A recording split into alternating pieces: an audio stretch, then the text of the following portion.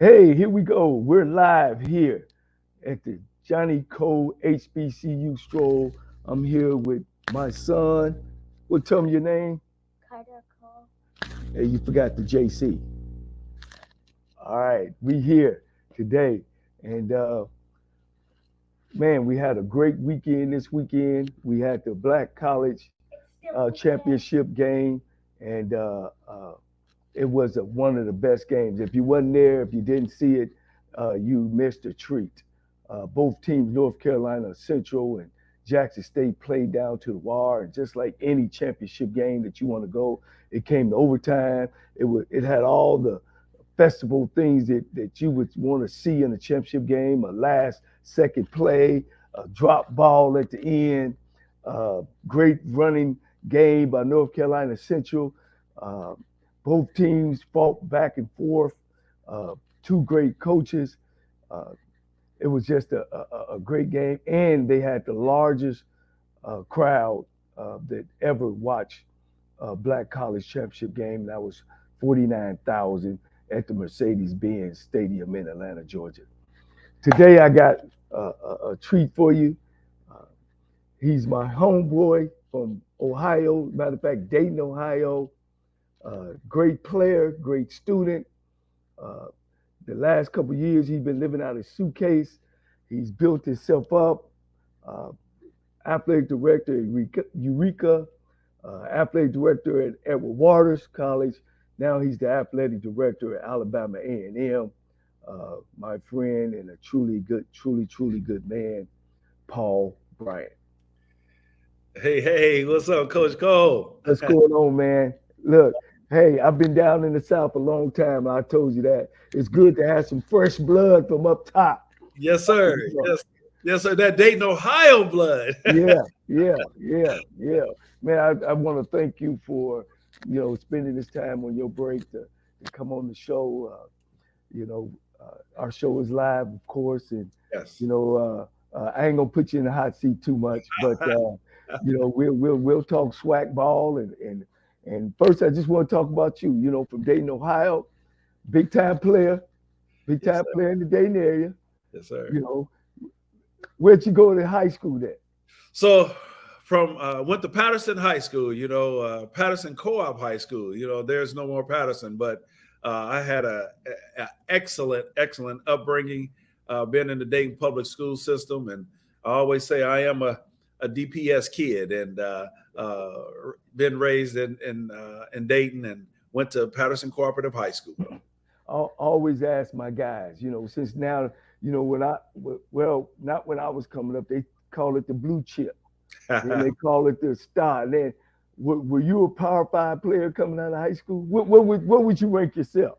You know what? Actually, I thought I was a better football player than I was basketball player. But my junior year, I tore up my ankle, and so I couldn't play my senior year in football. But so then I had to uh, really start honing in my skills in basketball. I thought I was a solid D2 player. I really did, and I ended up going to junior college in at North Idaho College and playing, and then finished up at Alaska Pacific University. But I I didn't really realize how talented I was until after I got out of college. Oh And wow, yeah, I really didn't. But I was fine doing what I was doing. right, right. And how did you get to Urbana or Eureka? Yeah. So I was the basketball coach at Sinclair for once I graduated, was there for about 6 years. I don't know if you remember Don Bean and Mike Violet. They were basketball coaches. They were my high school coaches. And when I went to I was at Sinclair, and then got a promotion to go to Urbana University to be their basketball coach. And Right. then I said, at Urbana, I was the associate AD, and then got a chance to fill in to be the interim AD for about 7 months at Urbana. And I said, you know what? This is the route I wanted to go. And Right. so then I applied at Eureka and got that athletics director's job. Wow. Now, no, what's the difference between being a head coach and being the athletic director of all the programs? Yeah, the biggest difference was initially, I got a chance, being a basketball coach, I was able to impact about 15 young men's lives. Now, being an AD, I'm able to impact about 400. And Right. so that has always been the difference. The problem was I was a head basketball coach, and then having to watch someone else coach basketball, and I see things, and I'm like, no, you can't do that. But that was Wow. the best part. So if I'm a basketball coach, I'm listening. I'm saying, "Woo, man, I might not want him as my AD. I ain't gonna do nothing right." And it's a gift and a curse. It's a gift because I know basketball. It's a curse because I know basketball. Wow. So did you ever play on the next level, or you just kind of went from college into your career? So I was out in Seattle, and I was playing on their summer league team, and but back then they had Dana Barrows. I was a guard. I was a center in high school. Then I had to move to guard in college. Wow. That's when they had Dana Barrows and those guys. And to be honest, I knew I was not good enough. But I knew I had my intelligence, and I knew I could start my career back then. So, so tell me, your strong point was what in basketball? Was you a shooter? Was you a ball handler? Just a smart player? I was a jumper. I had a 42-inch vertical, and so I could out jump anyone. As a 6'3" center in high school, I can out jump you. But then when I got to college, I had a 7-foot center, and I knew I couldn't play that. So there's a guy, Greg Galding and Jerry Remblert. Those guys, we played to get JUCO together, and we played high school, Greg and I, but then we played JUCO together, and they told me I had to move to guard, and they worked with me, and I became a point guard and point shooting guard, and so, but I could still out jump people, and so my coach would really post me up with the little guards. Yeah. Mismatch. Yeah. Now, what are some of the famous guys you don't played against? Oh, well, Joey Johnson was my most famous person. I always say Joey had a 50-inch vertical. His son played for Arizona, then his son is playing in the league. Ron Harper, from home. Craig Elo, who Michael Jordan hit that shot over. Right. That's what he's famous for. Yes, exactly. Back then it was I played with the Davis boys. Okay. Played against a lot of guys, but see, Paul, they don't know about Dayton, little old Dayton, Ohio. No, Cedric Tony. Yeah. And we still have produced the best high school player ever in Dwight Anderson. Dwight Anderson. I don't know if you got a chance to watch him in it. Oh, I watched him, then played against him, and once I came back home. But you know what I always say, Michael Jordan, he has his 6 championships, had a Dayton guy on each team, and was responsible for a lot of that. His first 3 was John Paxton. John Paxton. His next 3 was Ron Harper. Right. So I played against Jim. Yeah, Dayton, Ohio was integral in his success. Yeah. So you leave there and you enter into Black College. Yep. Edward Waters. Your Black College experience when you got in there. Yeah, my very first Black college experience was at Stillman College. Okay. So I leave Eureka and go to Stillman College, and the first thing that really caught me was the homecoming. It was fantastic. And then I left there and went to South Carolina State University, and their homecoming is just off the chain. It's probably one of the best places that I've been, with South Carolina State University. And then I left and went to Grambling. And, of course, the Bayou Classic, that was phenomenal. And then I went to Edward Waters. Edward Waters transitioned them from NAIA to the NCAA Division II. But then, and that's when Alabama A&M called. And I have been so blessed to be a part. I like the acronym that FUBU had, For Us, By Us. And that's what I truly believe that has been my calling, to really create opportunities for us. And so I'm excited to do that. Right. Well, speaking of that, and I was going to get into it since you opened the door, there's been 19 football jobs open. and there's only one black coach. And we all up in arms about should Dion should have went and should have not went and all that. When really Mhm. the big picture is none of us are being hired, That's right. and you're sitting in that position as well. Mhm. What's your thoughts on that? Well, my thoughts are you're exactly right. At the PWIs, predominantly white institutions, it's hard for us to get opportunities, right? And so having him getting that opportunity to coach at a Power Five, I think that's a blessing, because that's something that we have fought for. Now we have raised our level of awareness in our HBCUs. And so, yes, if I were in his situation, I understand the culture. I understand why people are so passionate about staying here. I get it. But you know what? He had to do something that was going to benefit his family more than what it has. And you go from $300,000 a year to $300,000 a month. Yeah, that'll change your mindset a Yeah. little bit. And then, but people are not talking about what he's actually done. He's taken 5 HBCU coaches with him. Right. And remember, we haven't gotten that opportunity at that next level.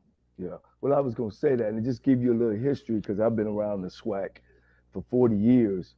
Right. He is the third coach Yep. that have left a college and went to a Division One school. He's as a head coach. Right. He's the only coach that left and went to a Power Five institution since they've been given their names and numbers. And he's the first coach, like you just said, to take 5 HBCU guys with him. Right. Because we're not getting those opportunities.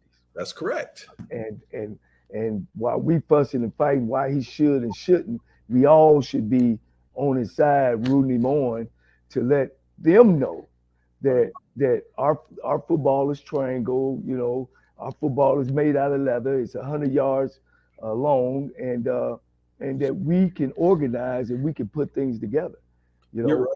My thing and what your uh, respect on this is 90% of all athletic directors don't look like you and me Right. are in the PWI schools. You know, I think that's an issue. We need somebody in the room. That's right. I agree. I think yes, we're going to continue at our historical Black colleges and university. We're going to continue to promote people that look like us.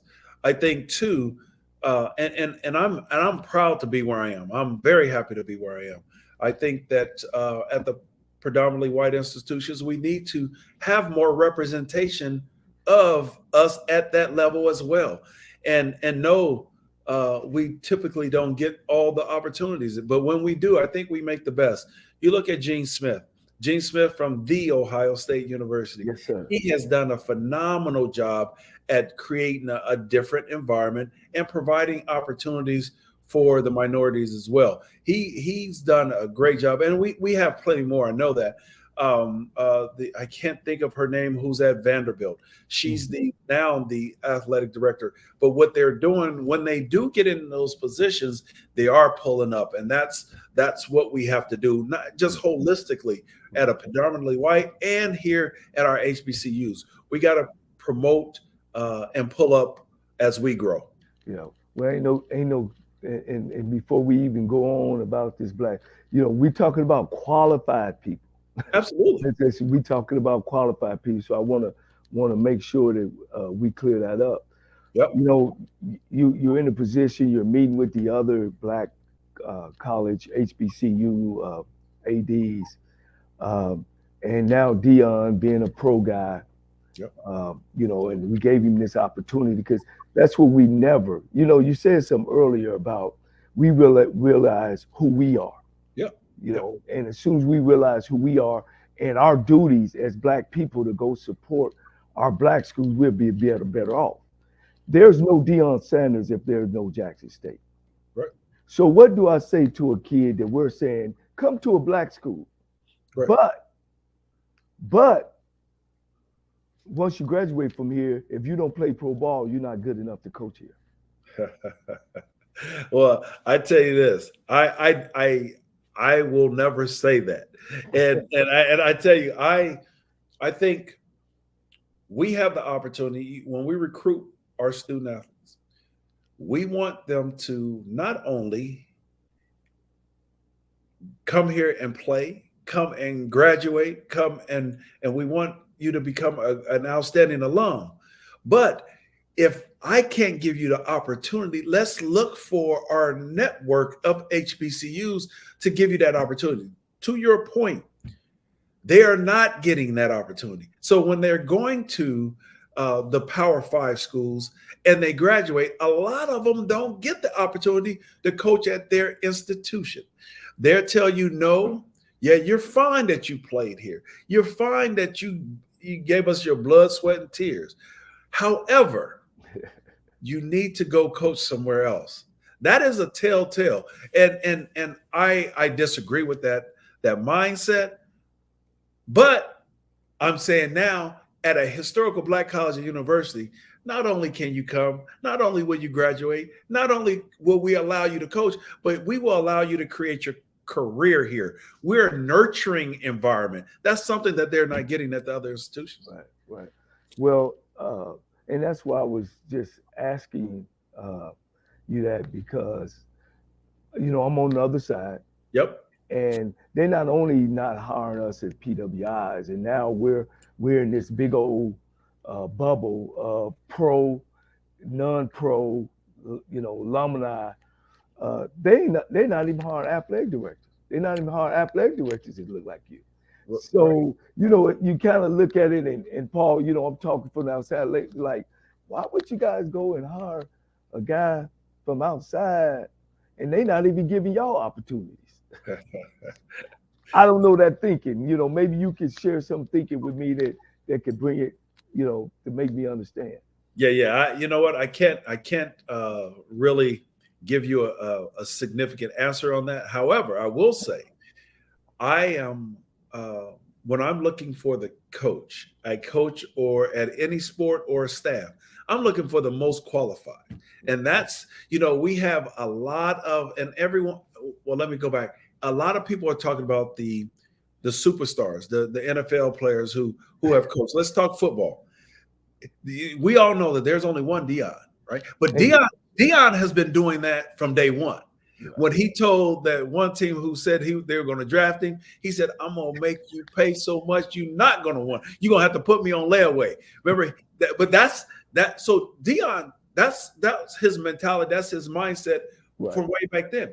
Right. But we have qualified coaches that have been through the ranks that will bring us championships, and not so much that we have to go to the most famous coaches. So I'm looking at the most qualified who can build a program and not a team. And I'm saying a program that's holistically from the academics to the community service to the actual playing, the results on the playing field.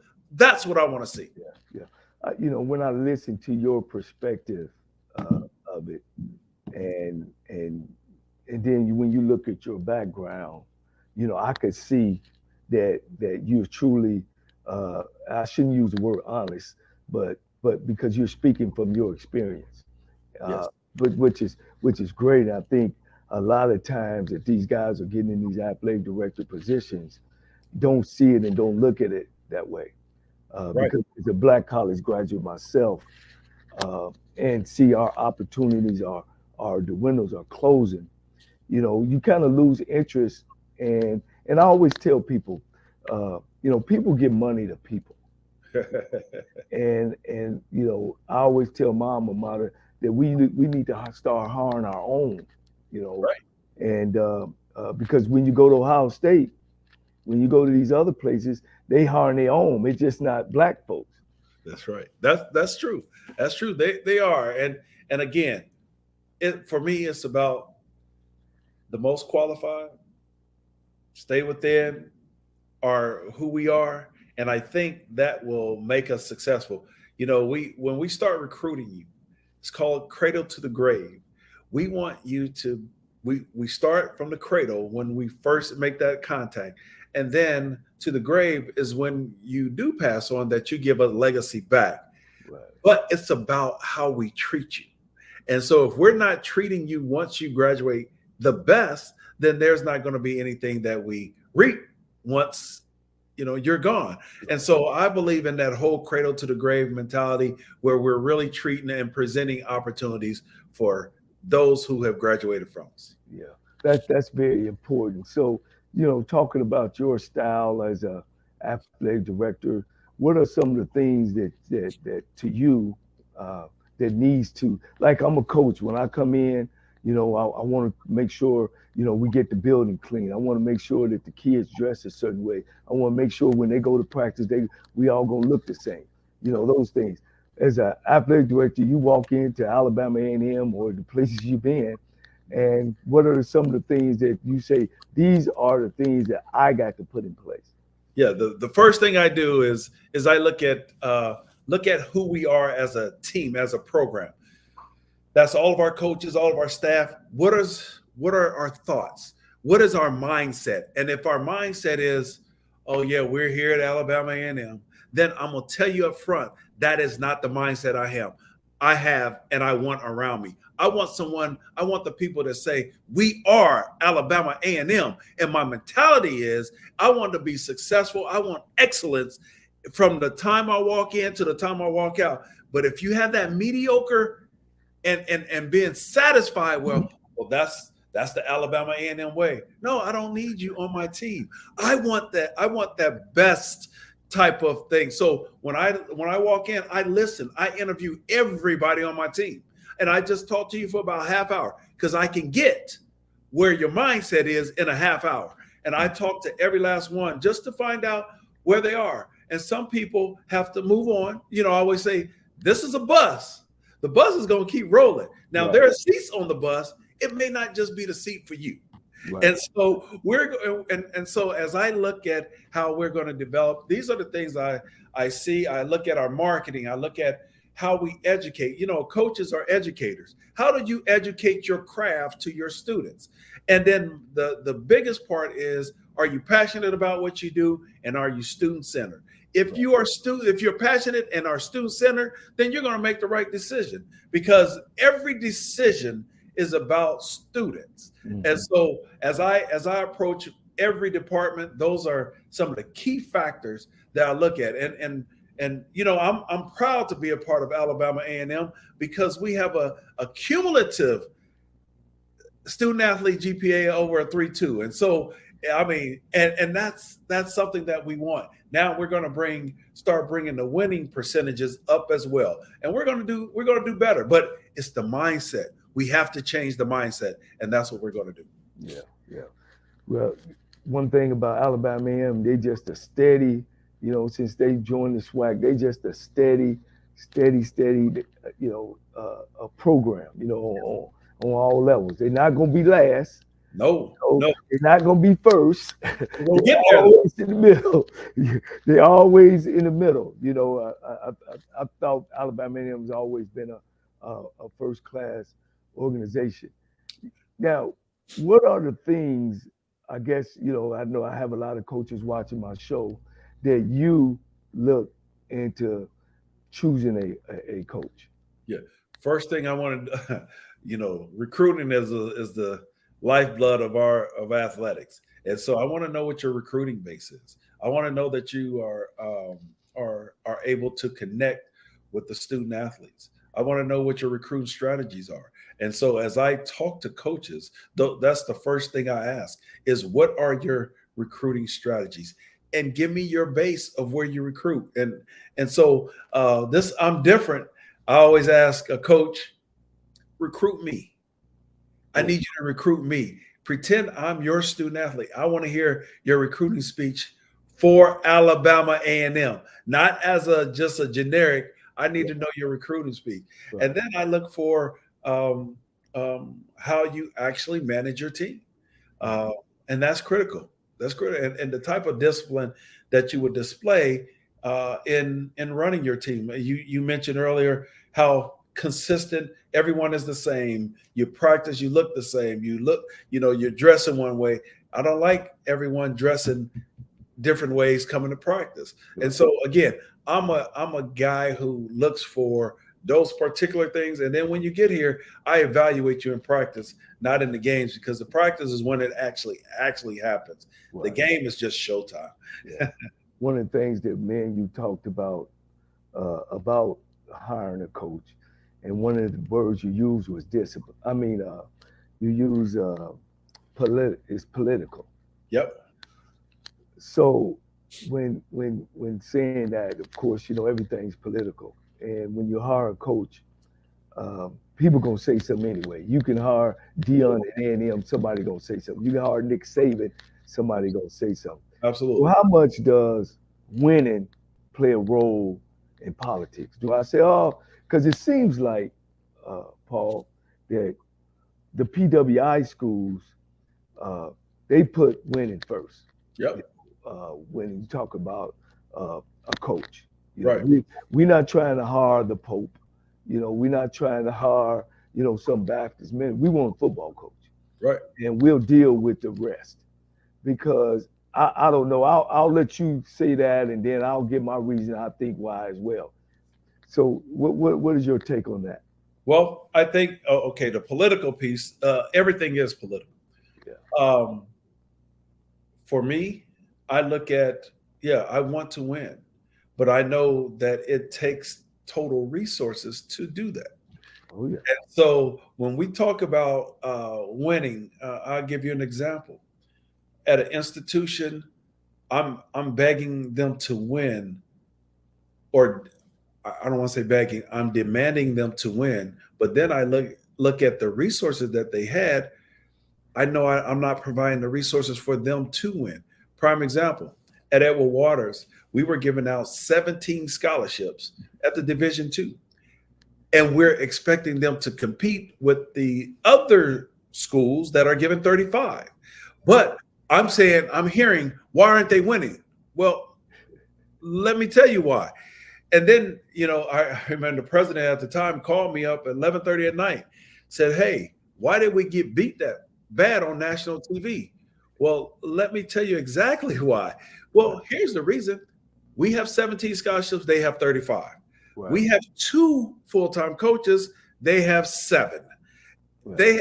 And so, when you start looking at the program holistically, Right. then you can give a really an educated answer on why you're not successful. So when I look at, are we going to win? I look at, okay, if I'm giving you every resource possible, you have equal to everyone, and then you're not winning, then I'm looking at you.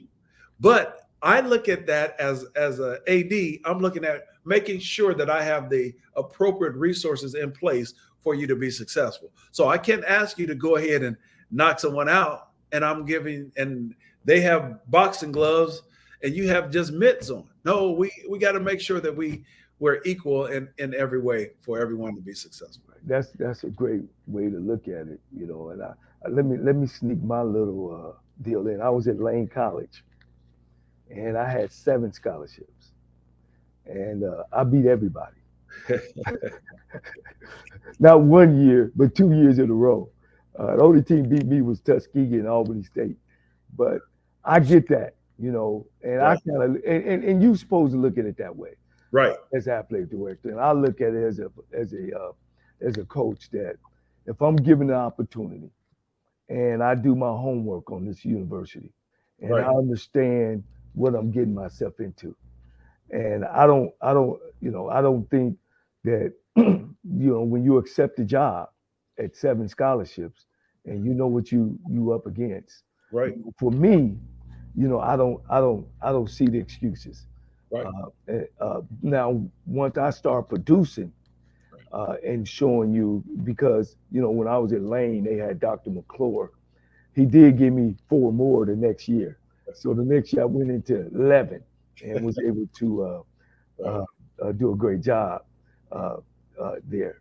So when I talk about politics and stuff like that, sometimes people tend to not hire the most qualified person, Yeah.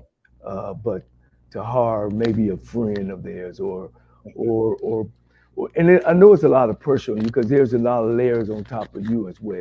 You know that you have to convince. And being an athletic director, I understand it, especially at HBCU. Uh, Yeah. uh, so, what is your driving force when it comes to fundraising, Mhm. Mhm. I and think, what you could tell an HBCU graduate? yeah, I think one of the things that we have to do as a whole, fundraising, although I don't think this is the main answer, but we have to increase our giving back as an alum group, right? But that's just a part of it. But our value now has been elevated over the last, I would say, in my opinion only, when Trump was elected president, I think the focus have been because he was trying to separate. I think the HBCUs began to elevate, and it was just that's my opinion, and I'm entitled to it. and, That's uh, right. That's and, right. and I think that now our value, we begin to really truly understand our value, who we are, what we have to offer, and so now I'm able to go out and sell who we are and what we have to offer. We purchase as merchants, we purchase billions and billions of things, and uh, $3 trillion last year. Yeah, trillions, and yeah. so we have to begin to stand strong about, well, our money is spendable as well. And so something I've done just a couple weeks ago, someone wanted to give us a contract for a game. And it's like, well, wait a minute. I'm not going to settle for what you want to give us. Here's what we bring to the table. And when I say it was triple the amount that we had, what they offered, they gave me triple the amount of, but I had to say, no, I will not accept that offer. Right, And this is what I expect. And do right. you know they did not balk at my triple the offer? So that tells me you knew from the beginning that you were lowballing us, and that's something that we have to do different. So when I go out and fundraise, I am really selling the value of what we have. And so what the price was, as they old saying, what the price was yesterday is totally different than what it is today. Right, And right. so and so I do rely on relationships and getting in to talk to people to raise more dollars. Yeah. I when I was at Texas Southern in 2010, we got 475 from Rutgers. So I'm giving you that tip. So 10, 13 years later, it showing up shouldn't be nowhere near that. No, It exactly. should, Prime, it should prime be example about the previous administration did a deal here for us to play Auburn in another year, and the price that Auburn gave us was 500,000. Now, now, Johnny Cole, you know as well as I that is far lower than what we should be right, getting. right. And so I did reach out because I'm saying, okay, wait a minute. Yeah, I understand what y'all thought, but right. and we have a contract, so there may not be anything that can be done. However, I'm going to broach it as, come on, we need to Yeah, we need to do a yeah. little bit better than this, at least 1.2, At the least. at the least 1.2. Correct. That I've heard Dion, and he was bringing that out, and that stuff has been out with Yes. some people uh, that knows better. If you don't know no better, you don't do better. And and some of those contracts that were being accepted by HBCUs, it was by people just didn't know no better. That's right. But when you know better, you'll do better. You do better. You're And exactly right. and it ain't no question that those schools can offer way much, and we need that. See, and what I want to say, Dion was making those talking, and he had a point, but the difference is Jackson State never had a problem with fan base. No, And never. he's right, they could make 300, 400,000 in a weekend. Yeah, But when absolutely. you start talking about your Mississippi Valleys, your Pine Bluffs, they need those classics. Yeah, you're But right. the person that's making those deals, and I'm pretty sure if you was in there, and I see the way that you talk, you know, you can't take the deal and then turn back and say, oh, that's why to me, when you deal with promoters, you deal on a percentage. Yeah, exactly. 40-40 promoter, you get 20. That's So right. if that game grows, we grow, he grows, we all good. Yep. You know, and I think back at the Southern Heritage, I know Fred real well. I played in the Southern Heritage a couple of years. He was still working on old school of here's your 275,000. Don't worry about what I get. No, no. So Get, you have to be a promoter and a producer as well as in your spot as an athletic director. absolutely. And so one of the things that I do, I'm not that guy who just accepts when a promoter tells me, okay, you get one promoter 33, 33, 33. No, no, no, no, no, no, no. We're the product. So no, we're the product. You are promoting the product. Right. And so if it's not us, it wouldn't be you. And Right. so or event. So let's start changing the mindset now. We're the ones who actually out there performing. So we're going to get our performance fee. I in my seat, I have to do what's best for Alabama A&M, and I am going to do what's best for Alabama A&M, and that is in all negotiations. I need to know what's best for us. How we're going to benefit from this deal that we're doing. And so, yes, I'm a little shrewd when it comes to that, but I got to make sure that we're getting our just due, and I'm not settling for just what you have to immediately offer. No, you could do better. And I said this in my press conference. If I do business with you, you have to do business with me. How are you going to give back to me? And I say me, I'm talking about the institution. How are you going to give back to the institution? Because you've been taking us for a while. Now Yeah. it's time for us to take back. Yeah. How much do you allow your coach to play a part in that, or is it? I know you're just not saying it's your decision, but Right. does I, the head coach play a role in that as well? absolutely. I allow my coaches to anything I do. I take it. I talk to all my head coaches in each sport about their particular area.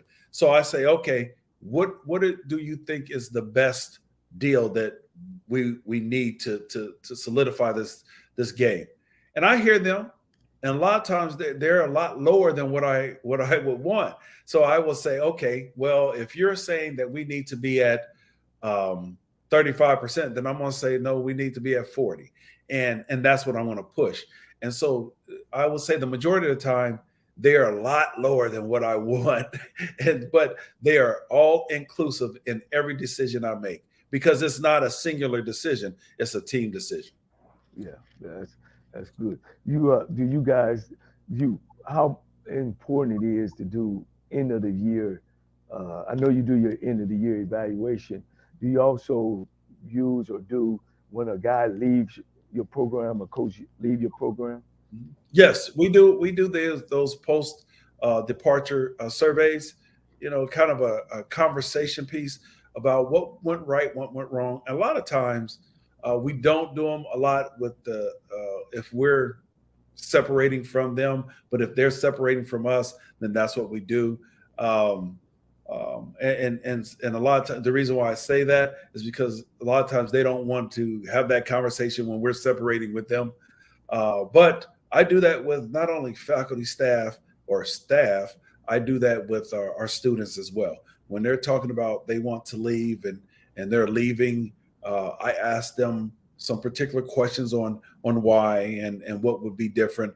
I do that with my seniors when they're graduating. Uh, um, just the post exit interview. So I'm able to garner some great suggestions, and I tell people don't make emotional suggestions, make factual, make some logistical suggestions, and again, I've been able to garner some outstanding ideas, and we turn around and implement what they've stated. Yeah. So I met you after the the athletic directors meeting, Yep. and I appreciate that.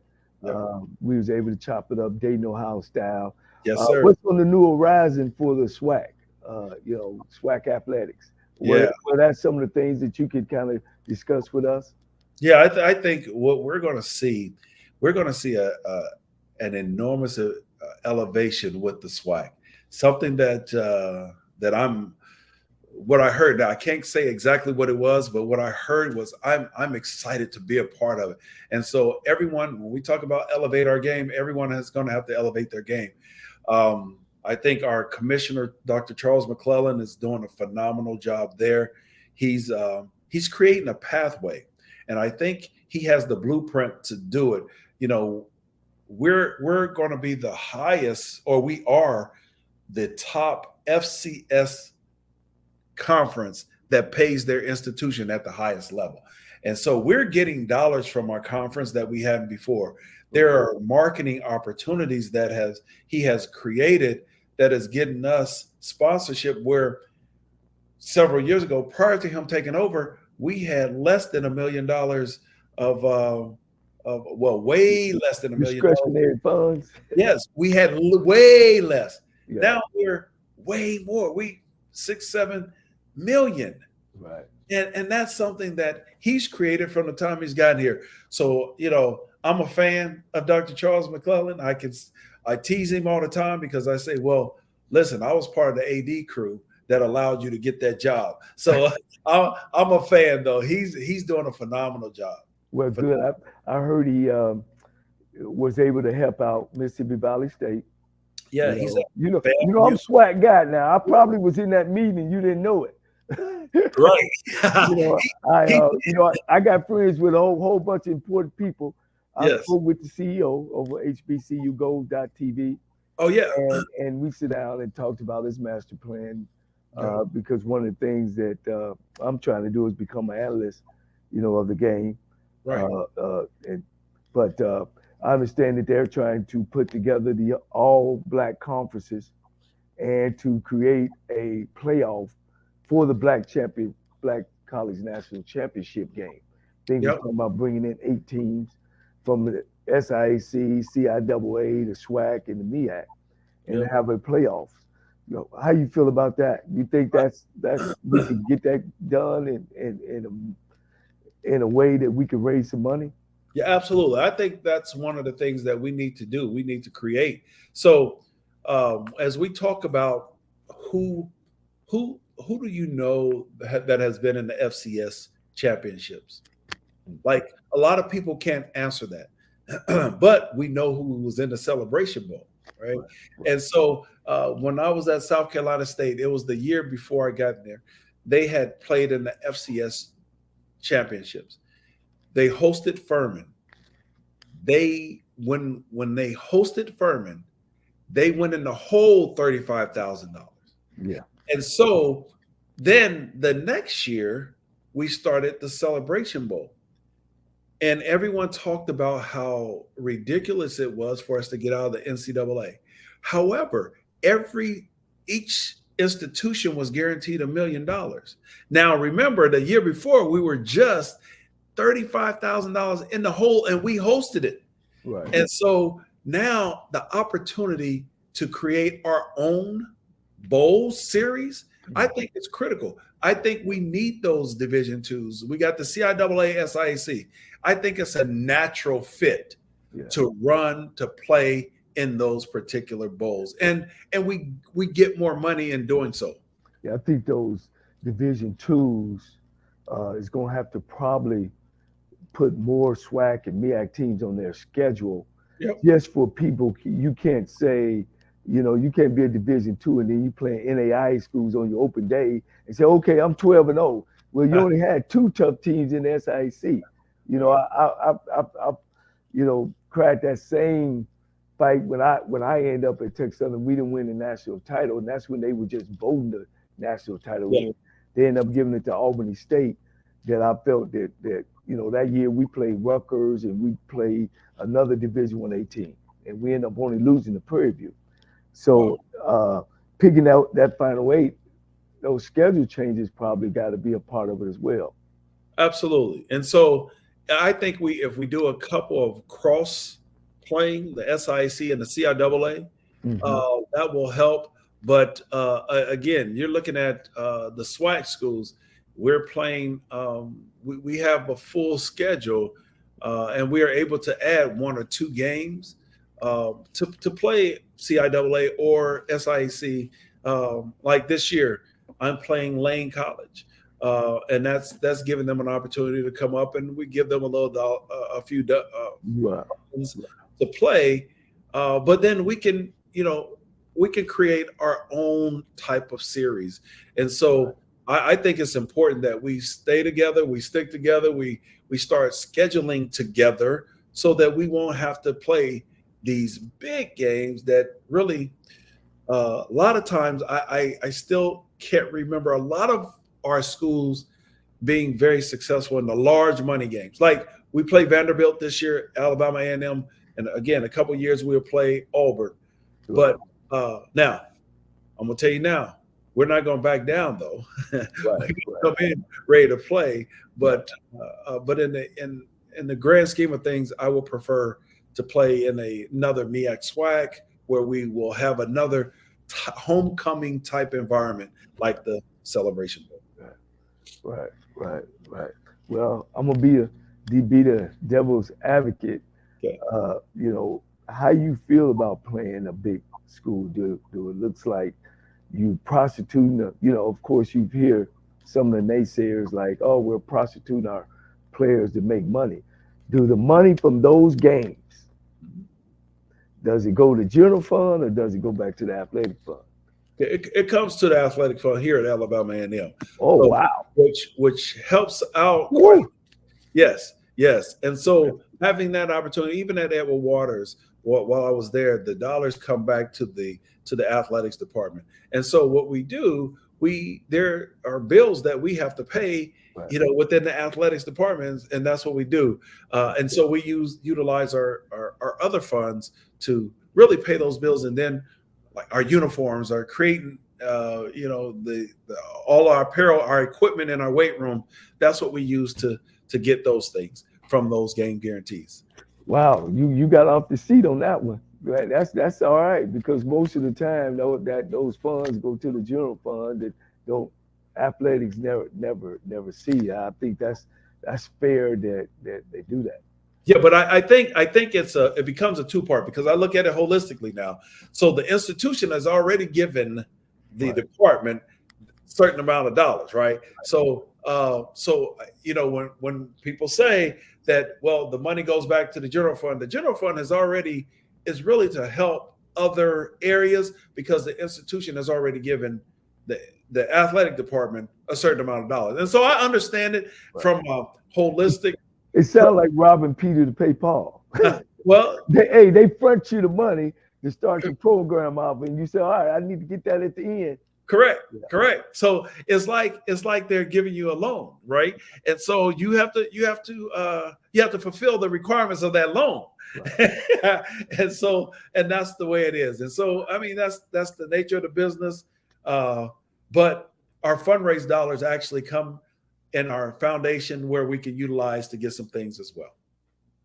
If I'm a young coach, I mean, I'm a young guy, and Yep. I see, man, I didn't play pro ball, but I'm grinding. I'm trying to get it right. Paul Bryant, I need your help. Yeah. What you telling the young guy? Well, I'm telling you, Things. make sure that you're ready. First of all, Yeah. make sure, and I say ready. Make sure you got your education. You are hungry for some experience. Sometimes you got to play that.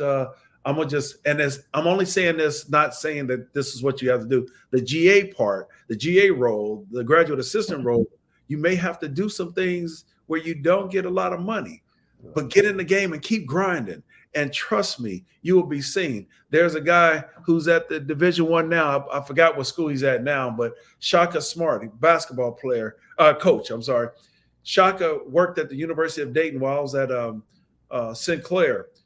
Shaka was the GA, and now Shaka went from really grinding to now one of the top coaches. He left Texas, and I don't remember what school he's at now, but he's at a Power 5.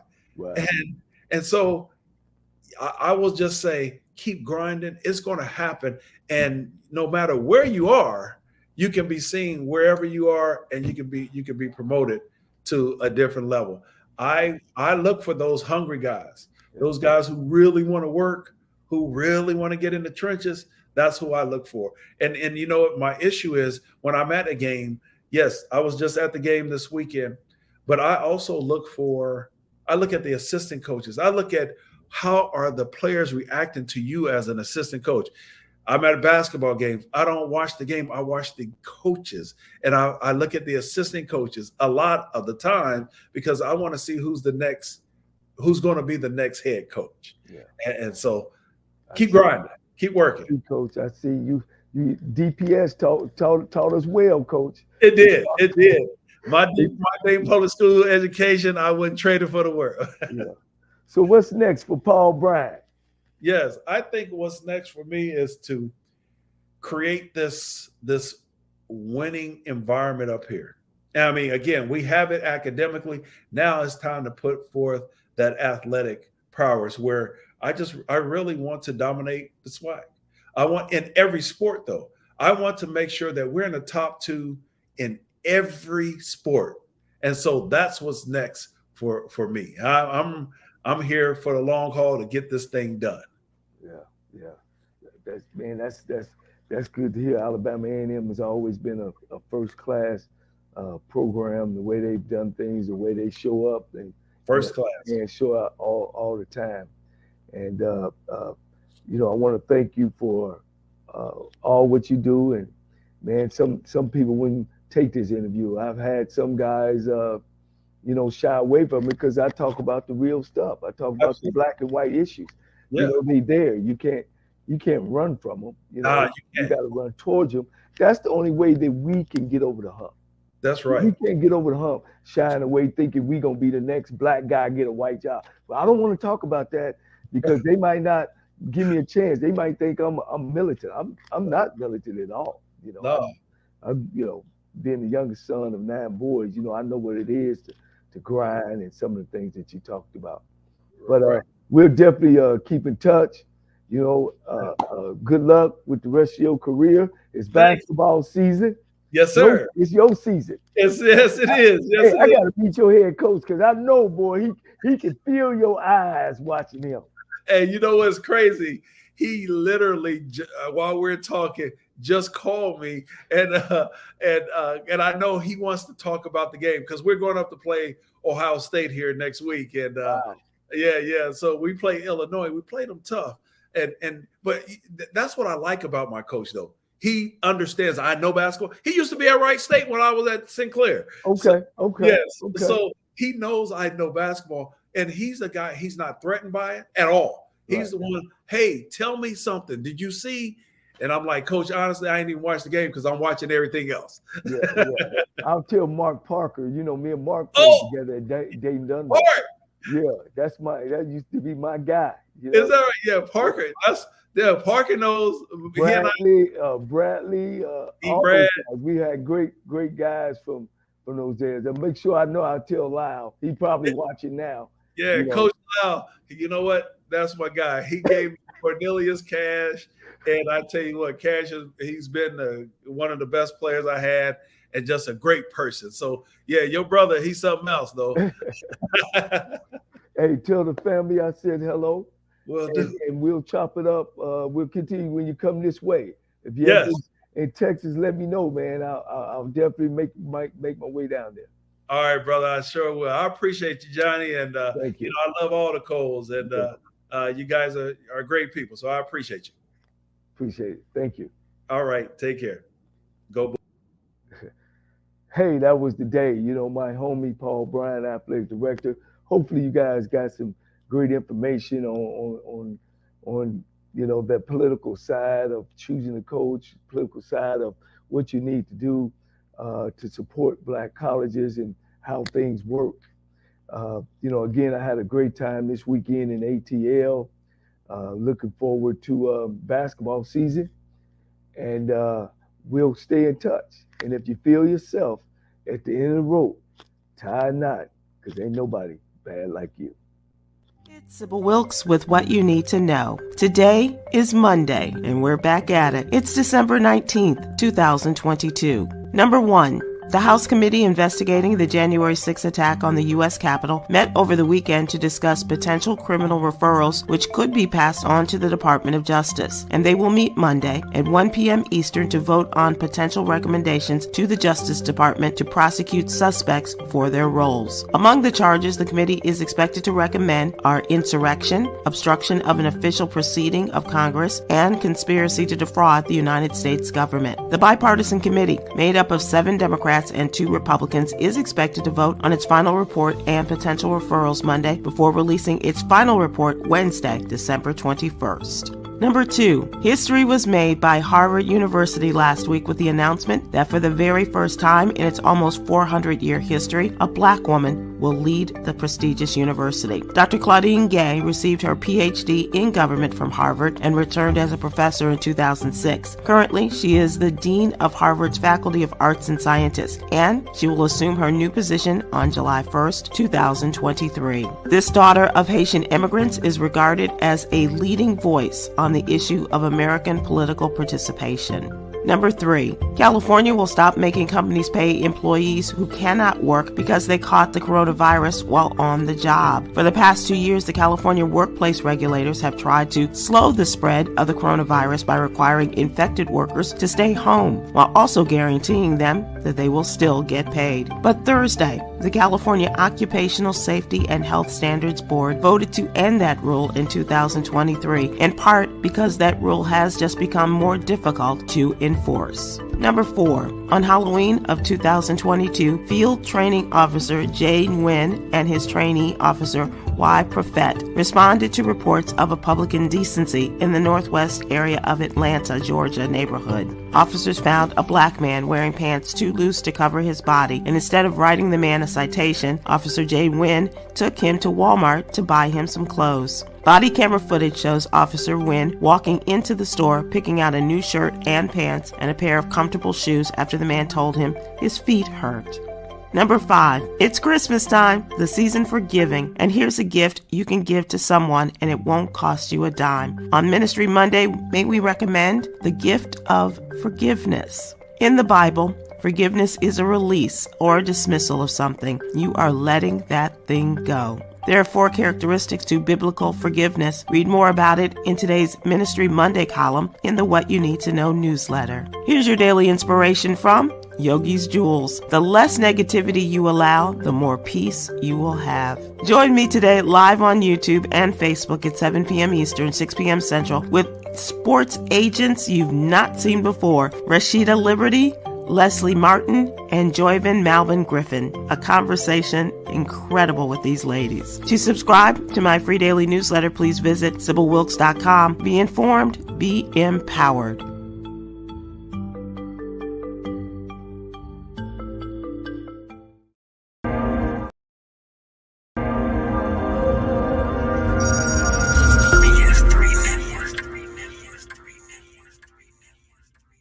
BS3 Network, changing the way you watch TV.